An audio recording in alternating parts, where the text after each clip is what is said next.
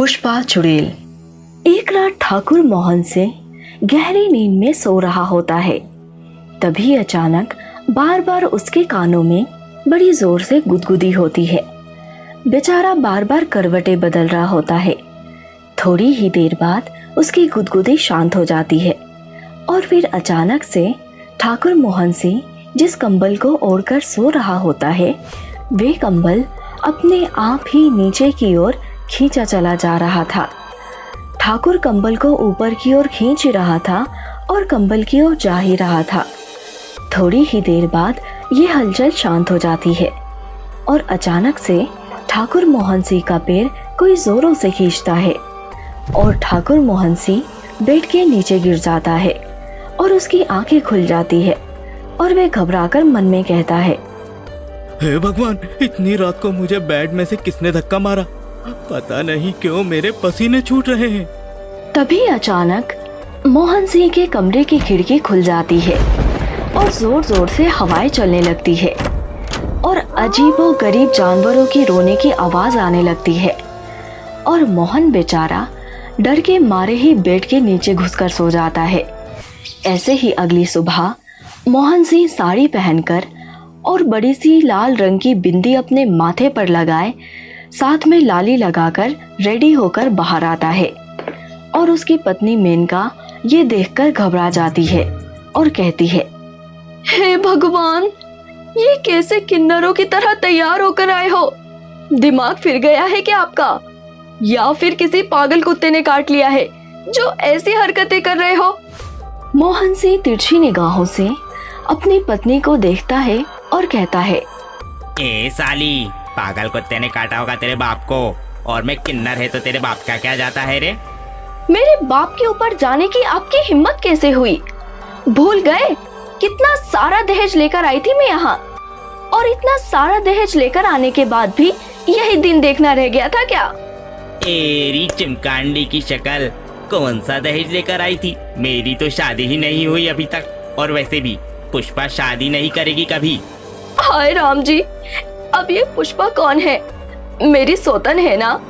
मैं अच्छे से जानती थी कि आपका ना किसी के साथ चक्कर चल रहा है, और आखिरकार आज आपने अपने मुंह से बोल ही दिया ना उस पुष्पा चुड़ैल का नाम। तभी अचानक मोहन को चक्कर आ जाता है और वे जमीन पर गिर जाता है। मेनका जल्दी से पानी लेकर आती है और उसके मुंह पर छींटे मारती है। थोड़ी ही देर बाद मोहन को होश आ जाता है और वो खुद को इस तरह साड़ी, बिंदी और लिपस्टिक लगाए हुए देखकर गुस्से में अपनी पत्नी को एक थप्पड़ मारता है और कहता है, अरे बेवकूफ औरत, पागल है क्या? ये क्या कर दिया तूने मेरे साथ? तेरी हिम्मत कैसे हुई मुझे बिंदी और लिपस्टिक लगाने की? लुगाई हूँ क्या जो तू मुझे इस तरह से तैयार कर रही है?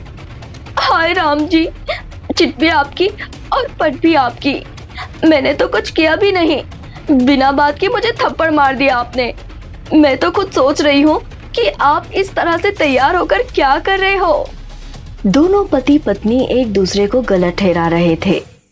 ऐसे ही शाम को मोहन सिंह सोफे पर बैठकर नेल पेंट लगा रहा होता है।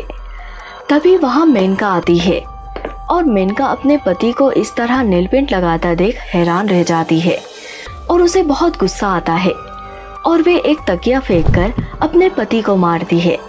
तभी मोहन उससे कहता है, ए चिमकांडी की शक्ल, तेरे को कितनी बार बोला रे कि तू पुष्पा के पचड़ी में टांग मत अड़ा? तेरी अकल घास चरने गई है क्या?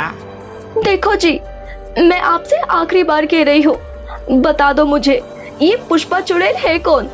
जब देखो तब आप उसी की बातें करते रहते हो, और ये लुगाइयों जैसी हरकतें क्या कर रहे हो? नेल पेंट लगाने का काम औरतों का होता है ना कि आपका? अरे ओ बिना छेद की बांसुरी, मैं पुष्पा है, नेल पेंट लगाएगी मैं रुकेगी नहीं, समझी? मुझे तो ये समझ में नहीं आ रहा है कि आखिरकार ये पुष्पा है कौन? जब देखो तब इसी का नाम लेते रहते हो। तभी मोहन जोर जोर से तालियां बजाने लगता है और पूरे घर में उड़ने लगता है। ये नजारा देखकर मेनका बहुत बुरी तरह से डर जाती है और वे समझ जाती हैं कि जरूर इसके पीछे कोई बुरी शक्तियों का असर है। वे फौरन अपने कमरे में जाती है और अपनी माँ को फोन लगाकर सारी बात बताती है, जिसके बाद उसकी माँ उससे कहती है, बेटा मेनका, मैं एक बाबा को जानती हूँ। तू एक काम कर, अपने पति का एक कपड़ा ले ले और मुझे मेरे घर पर मिल। मैं तुझे एक बाबा के पास लेकर चलूंगी। ठीक है माँ, जो भी करना होगा जल्दी ही करना होगा, क्योंकि मुझे बहुत डर लग रहा है, कहीं इनके साथ कुछ अनहोनी ना हो जाए। तू टेंशन मत ले बेटा। थोड़ी ही देर बाद दोनों माँ बेटी मोहन सिंह का कपड़ा लेकर एक बाबा के पास जाते हैं।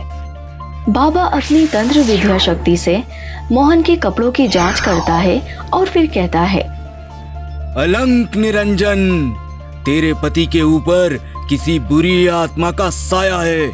अगर तू चाहती है कि तेरा पति ठीक हो जाए तो मुझे अपने घर लेकर चल।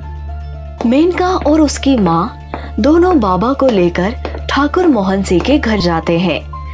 बाबा सारे घर को अपनी तंत्र विद्या से बांध देता है और मोहन सिंह को जबरदस्ती एक सर्कल में बिठाता है।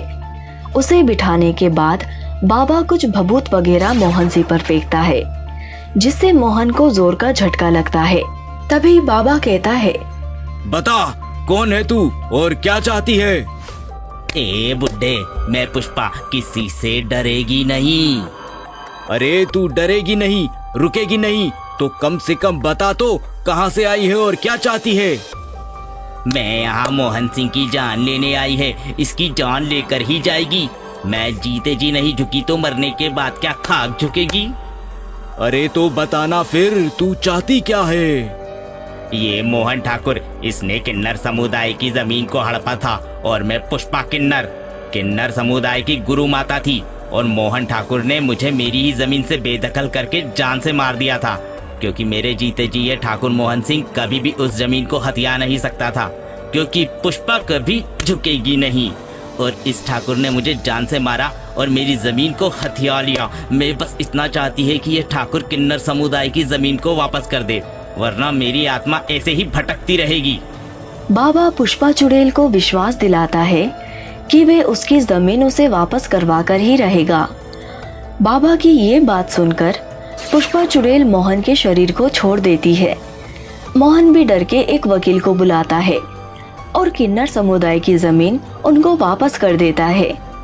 जमीन मिलने के बाद किन्नर समुदाय के लोग बहुत खुश हो जाते हैं और तभी पुष्पा चुड़ैल ठाकुर मोहन सिंह को सबके सामने मौत के घाट उतारती है और कहती है, जमीन के बदले जमीन और मौत के बदले मौत। पुष्पा, मैं झुकेगी नहीं।